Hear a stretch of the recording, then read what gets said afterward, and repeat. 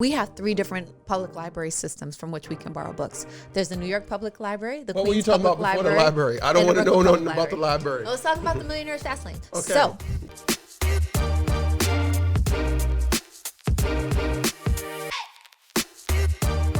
and we are back. Welcome to the latest episode of Commerce and Chill. I am Jessica Johnson Coe.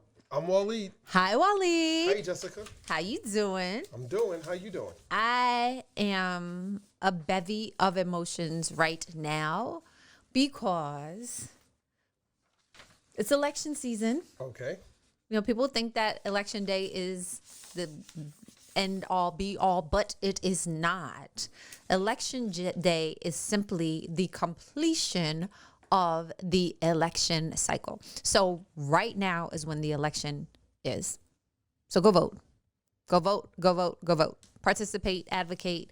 And I'm a little bit annoyed that people that are who've been elected to office are not completing their jobs to make sure that the people they represent have the things that they need from the government.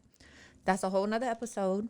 And I can wax eloquently for at least 2 hours on that. Yeah, I'll just sit on the side on that episode. You know, looking at how some of our politicians are not delivering on the promises they made on the campaign trail, nor some of the people in higher office are delivering on the things that are part of their job requirements. It makes me think about how many things we start and never finish. Well, it's not like they start something, don't finish. They just tell you they're going to do this and then they don't do it. It's called a lie.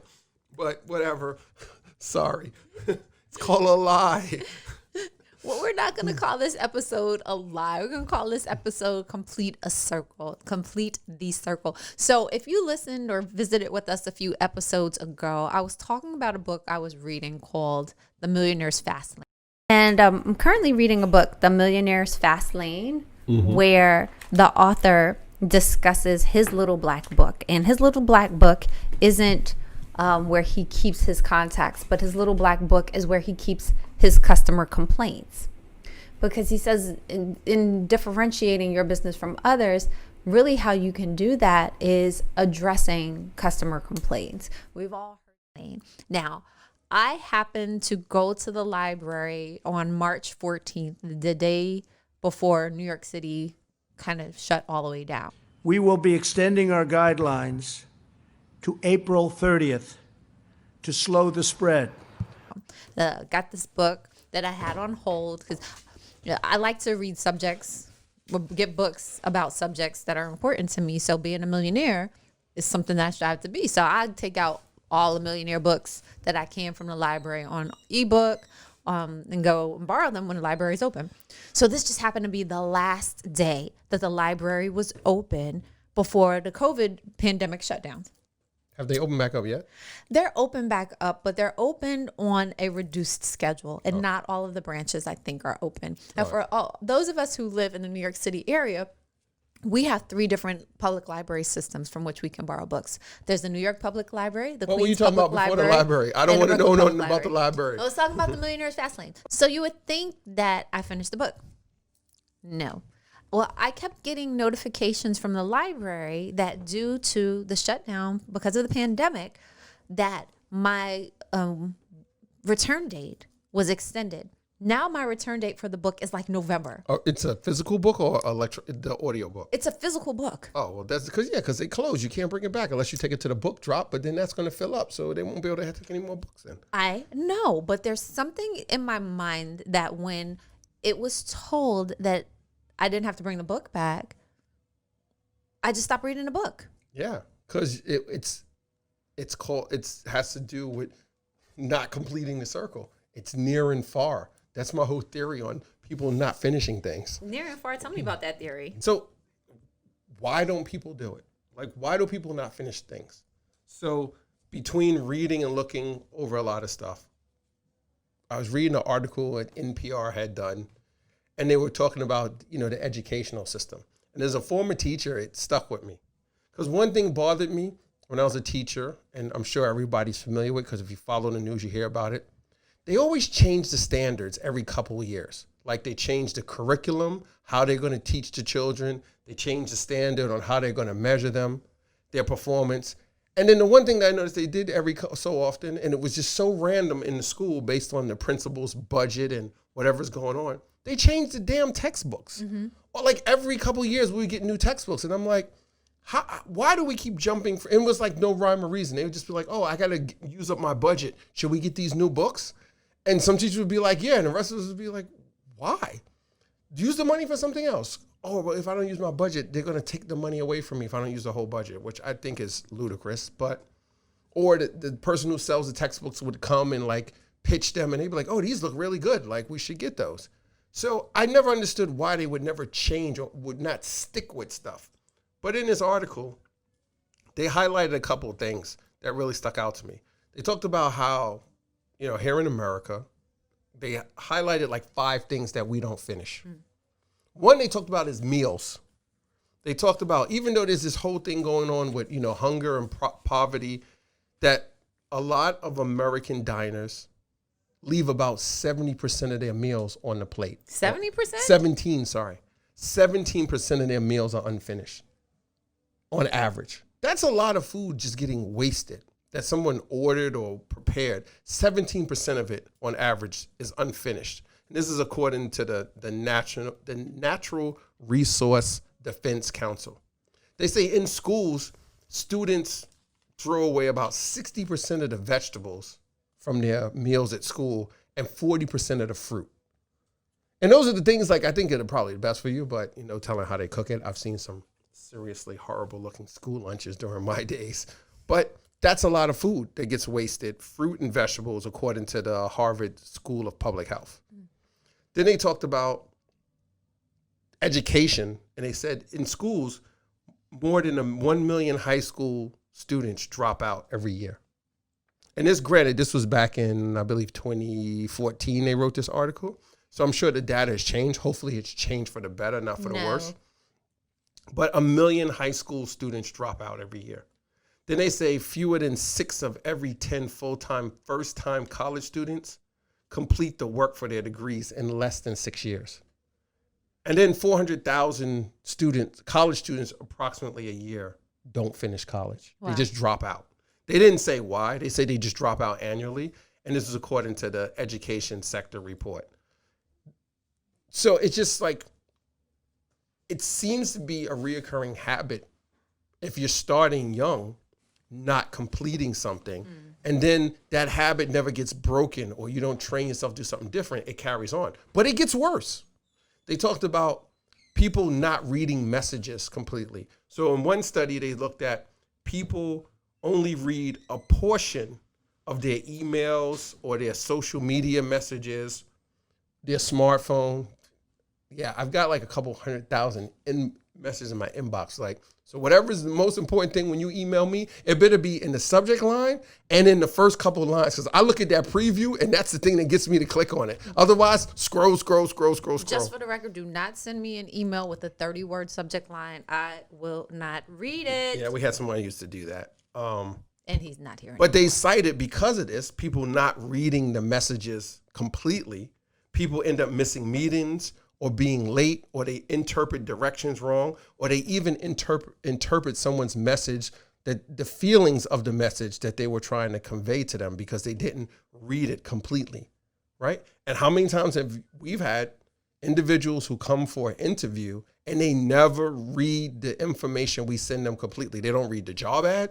They don't read the emails we send to them to make the appointment, which dictates what they need to bring with them or how they should be dressed or what the dress code is for our office. And then they show up in like jeans and sneakers for an interview with one of our team members. And we're like, did you read the email? It says, please come dressed in business attire.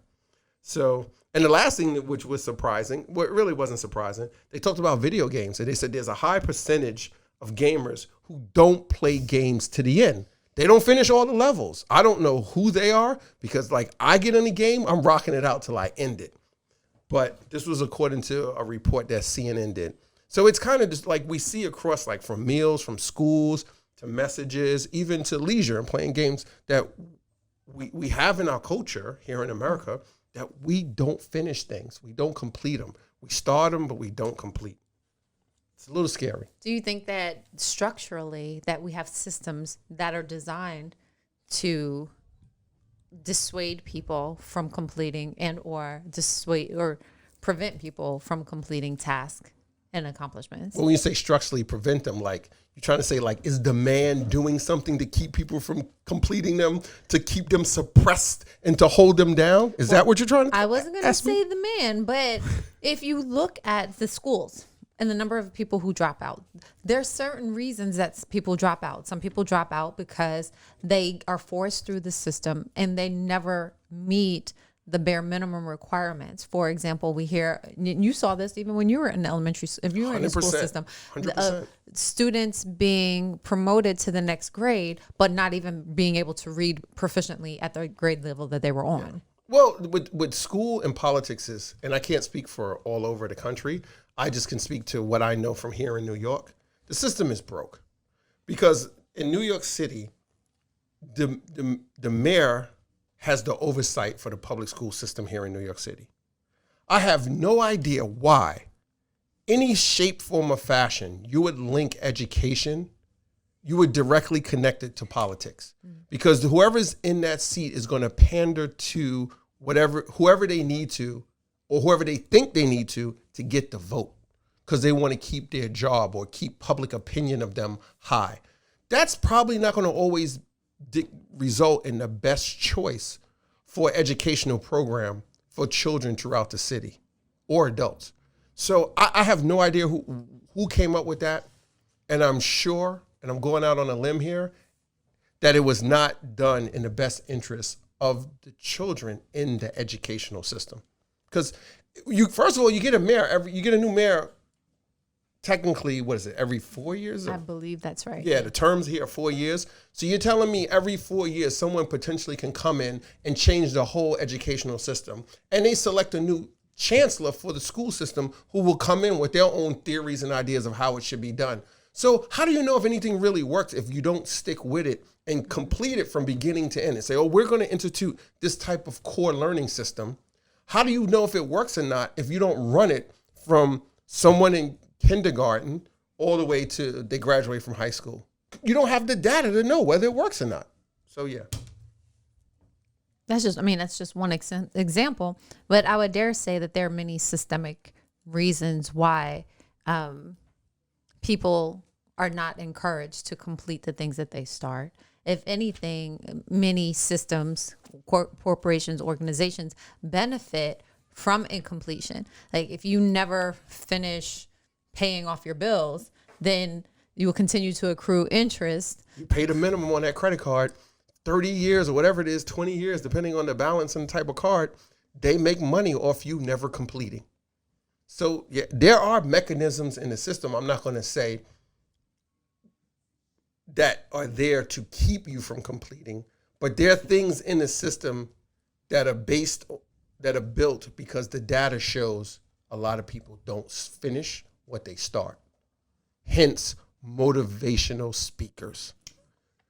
They ask you to join the mastermind. You join this, and they know you're not going to complete the circle, and you're going to keep going back, and you give them money month after month, or you go from one program to the next, or you buy this get-rich-quick thing or this self-help thing, and then it doesn't work, and you're like, damn, but I think this other one might work better because it has these pictures and it says this, and they speak to, I'm going to try that one. And you keep going, and you never complete the circle. So yeah, there's things out there I believe are built because of that, I don't want to say handicap, but that lack of completeness that a lot of us have going on. Like I have it too. Like there's some things like I start and don't finish. It drives me crazy. Drives me crazy too. And I guess I'm not pointing a finger at anyone. If I am, it would be at myself, because we recently were talking to one of our financial partners, and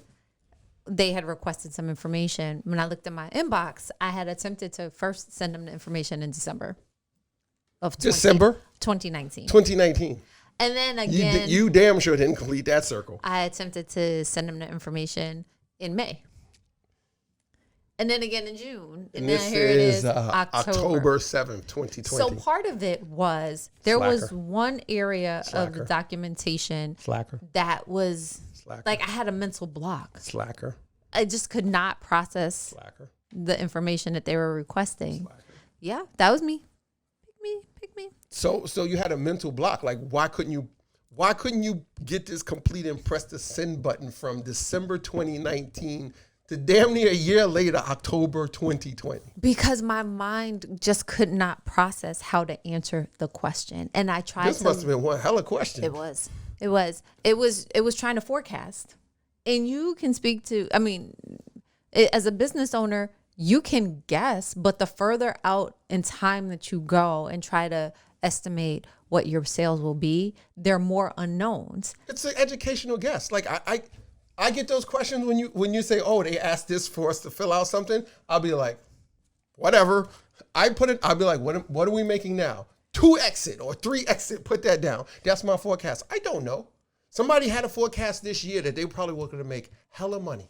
And guess what? COVID came and they probably made half of what they were supposed to make, or 40%, or maybe no percent because of COVID. You just don't know. Like, so to me, it's an educational guess. So why didn't, my question would be to you, because you said it hung you up to say, hey, let me just put something and send it. Well, just to get it done. There also was the accountability factor, because whatever I submit to them, if they come back and say, how did you get this number? What does this number mean to you? Yeah, I took my numbers from this year and you said forecast, right? A forecast, what's the definition of forecast? I'm using something to guess or to estimate what it's going to be in the future.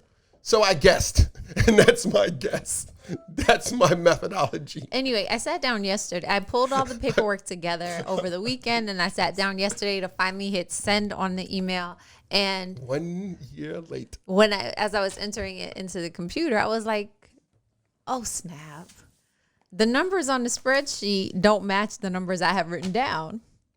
God. And I spent the better part of the day trying to figure out why my numbers were not matching up. And then finally at 4:30 in the afternoon, I realized because I had written the wrong numbers down. So that goes to what I was saying earlier. Why do people not complete things? Here's my top 6 reasons why people don't complete things. And you can let me know you disagree or not, but here's my top 6 things why. They have very little interest in what it is that they're doing. They got too many things going on at once. Lack of focus and lack of resources to get that particular thing done. They underestimate the time it will take or what is needed to get that particular thing done. Poor planning. And lastly, the one I said earlier, my far and near theory. It's close, so it kind of motivates you to get it done. But then it gets pushed further away because, like your example, the deadline got extended. So you're like, oh, fuck, I got more time. I can wait. Those are the 6 things like that come to my mind right away when I think why people don't complete the circle. Is that like a silent clap? That is a silent clap. Can I get a soul clap? We got audio here. You could actually clap. We might even have the clap button. I don't want to built into our sound system. Espinosa's ears. So yeah. Anyway. So I figured it out. So what was your why? What was your why was one of the reasons why you didn't do it was listed in one of the 6 that I mentioned? I guess there are several on that list. Oh my gosh. It was too many things going on at once. So as a result, I couldn't focus. I didn't focus. You checked off 2 already. Okay. Yeah. Yeah, cool. I could keep going down there. And then I probably needed to every time I would say, okay, now I'm going to do it, get my pencil sharpener, get my calculator, my spreadsheet out. I was like, oh, wow, I'm hungry. Oh, wow, I got to go get a car wash. I forgot to get an oil change. Lack of focus. That's right here, number 3. But now it's like do or die. So it's like, okay, put the foot on the gas. It's time to go.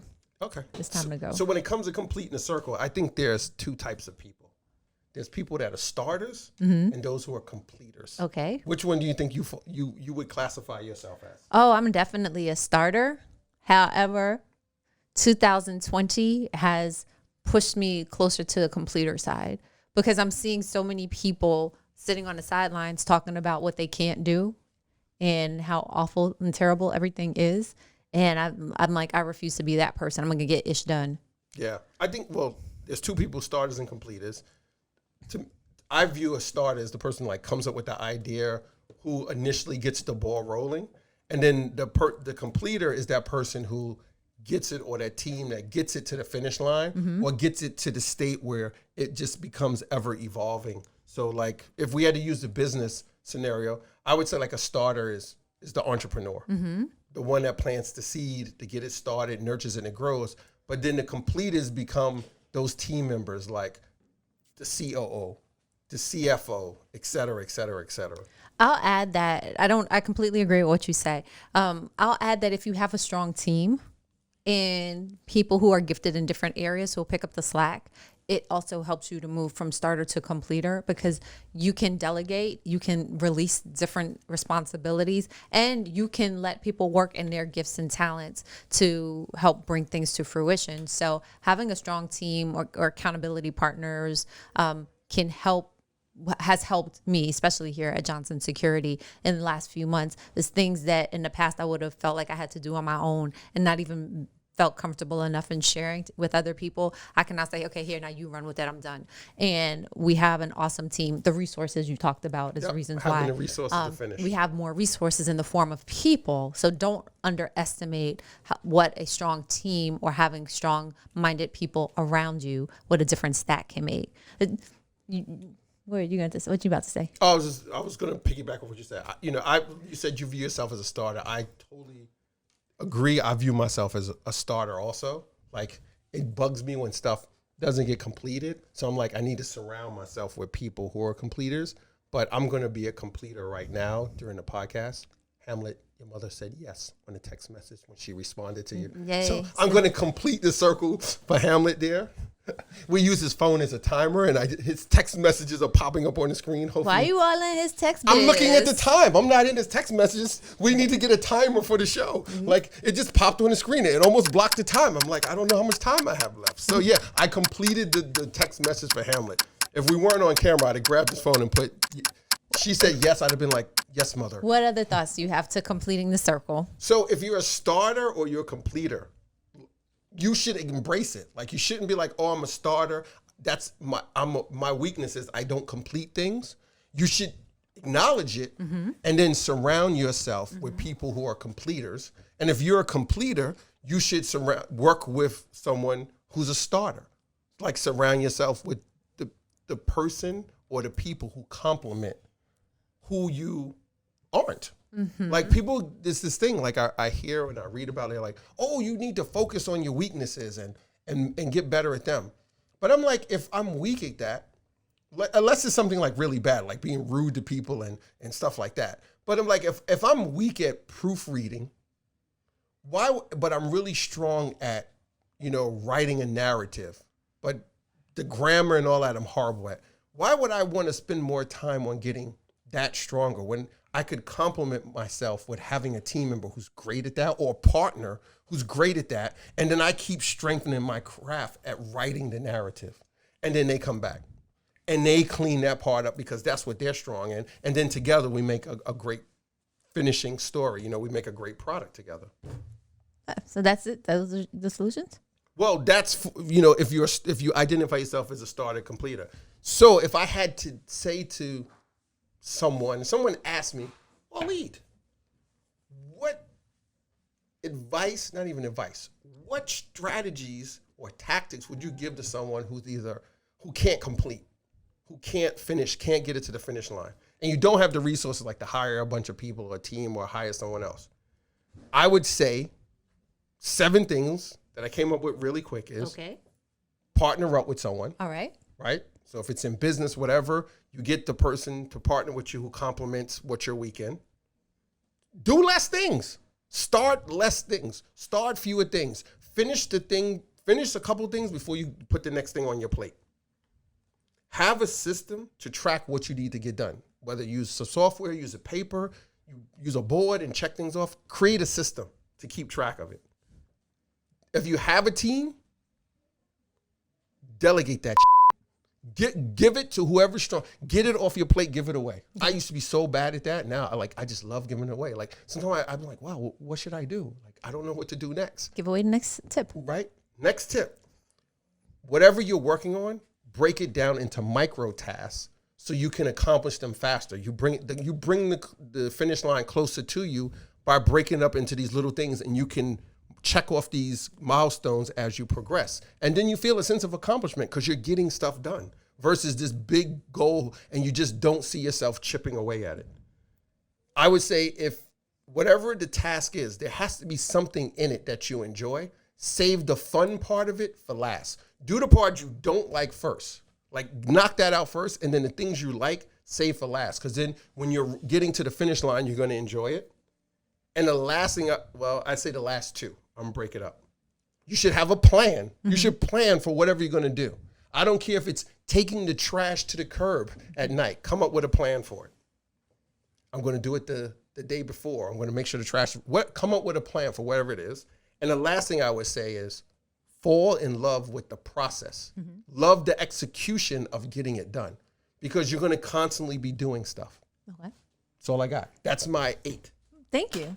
So if you've been to Commerce and Chill Land before, you know that I love the dictionary. I love words. So just to kind of bring this all together, the word complete in Merriam-Webster is defined as to bring to an end, to make perfect or whole, or to carry out successfully.